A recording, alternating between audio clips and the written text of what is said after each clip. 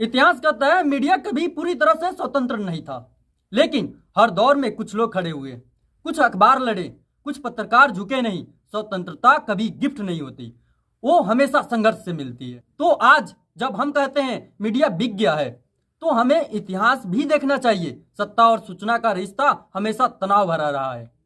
Censorship नई नहीं है, बस उसका तरीका बदलता रहता है। जरूरत है सिर्फ मीडिया की आलोचना करने का नहीं, बल्कि जागरूक दर्शक बनने की। नमस्कार, मैं मुकेश कुमार स्वागत करता हूं द हंटर तक में। आज का सवाल सीधा है, लेकिन जवाब थोड़ा कड़वा है। क्या मीडिया कभी सच में आजाद था, या आज जो हम मीडिया को गिरती साख कहते हैं, आज हम कहते हैं मीडिया बिक गया है? तो हमें इतिहास भी देखना चाहिए। सत्ता और सूचना का रिश्ता हमेशा तनाव भरा रहा है, वो हमेशा से ऐसा ही था। क्या सेंसरशिप नई चीज है, या ये सत्ता का पुराना हथियार है? आज हम इतिहास खोलेंगे, प्राचीन काल से लेकर डिजिटल युग तक, और देखेंगे मीडिया और सत्ता का असली रिश्ता क्या रहा है। अगर हम हजारों साल पीछे जाएं, तो मीडिया जैसा आज है वैसा कुछ नहीं था, लेकिन सूचना तंत्र था। राजाओं के फरमान, शाही घोषणाएं, ढोल नगाड़े, संदेशवाहक, ये सब उस समय के मीडिया थे। लेकिन फर्क क्या था? सूचना जनता की नहीं थी, सूचना राजा की थी। जो राजा बोले वही सच, जो दरबार तय करे वही खबर।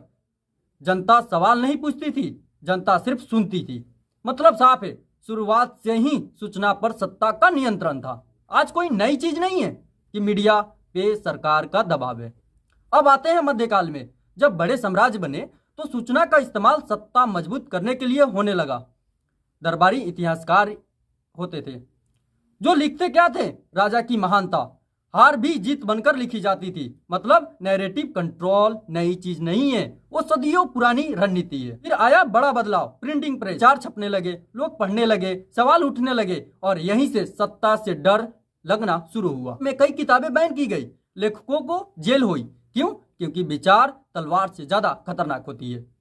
आज बात करते हैं भारत की। जब अंग्रेज आए तो उन्होंने समझ लिया था कि अगर प्रेस आजाद रहा तो राज नहीं चलेगा।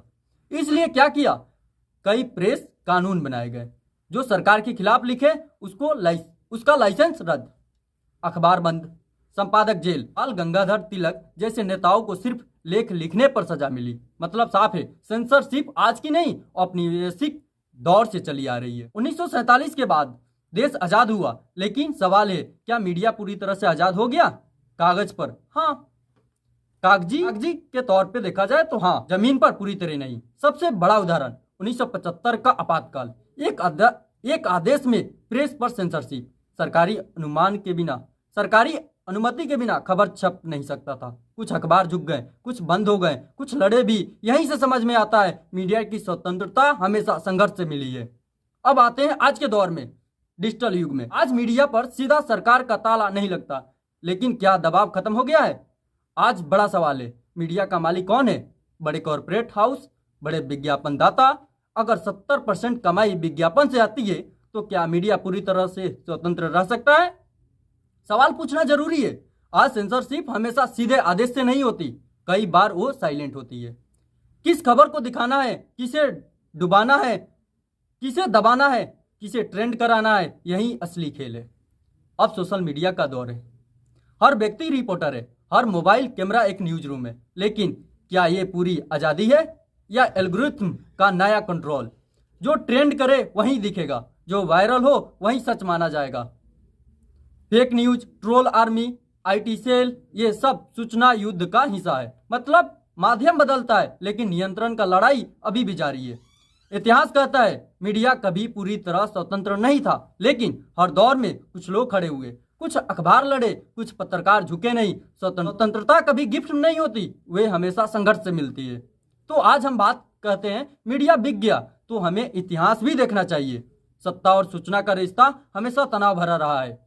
सेंसरशिप नई नहीं है, बस उसका तरीका बदलता रहता है। आज जरूरत है मीडिया की आलोचना करने की नहीं, बल्कि जागरूक दर्शक बनने की। क्योंकि लोकतंत्र में मीडिया उतना ही मजबूत होता है जितना उसका दर्शक जागरूक होता है। अगर आप सच में निष्पक्ष गहराई वाली जानकारी चाहते हैं, तो जुड़े रहिए द हंटर तक के साथ में। सब्सक्राइब कीजिए द हंटर तक को, और मिलते हैं अगली वीडियो में एक और बड़े सवाल के साथ।